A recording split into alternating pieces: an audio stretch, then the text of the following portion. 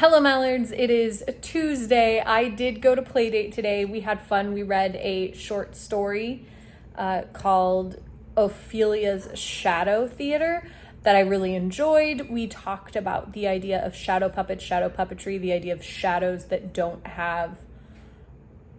belong to anyone, abandoned shadows, and like sort of building an idea out of that. And then we did some creative movement. It was really fun. I just didn't record really while I was there.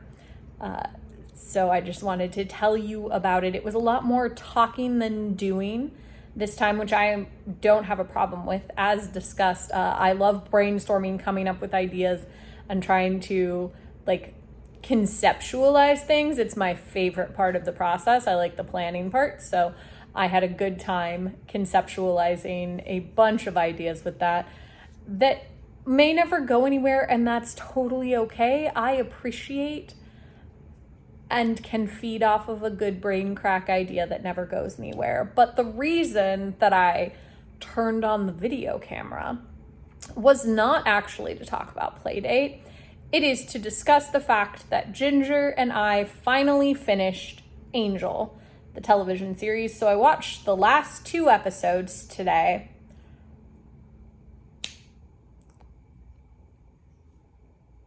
If you've seen it, you understand why this is my reaction. The show ended and I just laughed hysterically.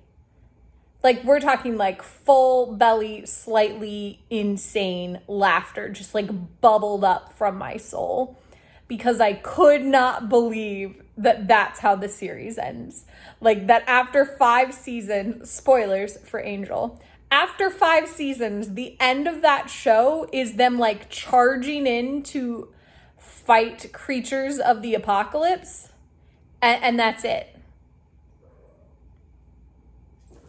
Like, just going for it.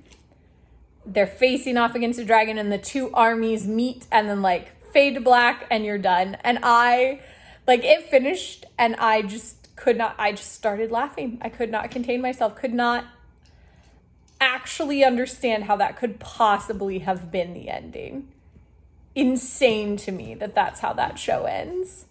I feel like there was a lot of build up with this prophecy for Angel that like he would do a bunch of stuff. Well, not necessarily Angel, I guess, because Spike also has a soul, but a vampire with a soul would somehow stop the apocalypse and as a boon would become mortal again. And that was hanging over the whole series.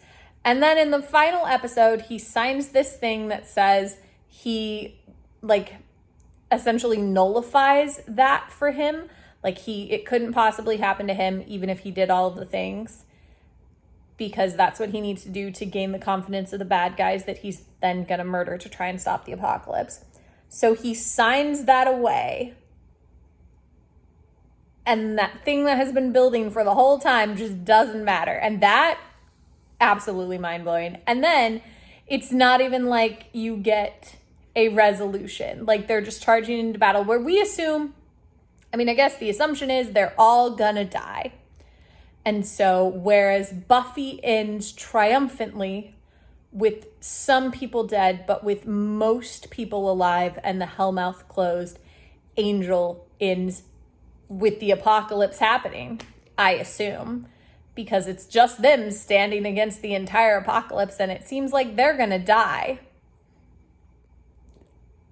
I still can't believe that's how it ends.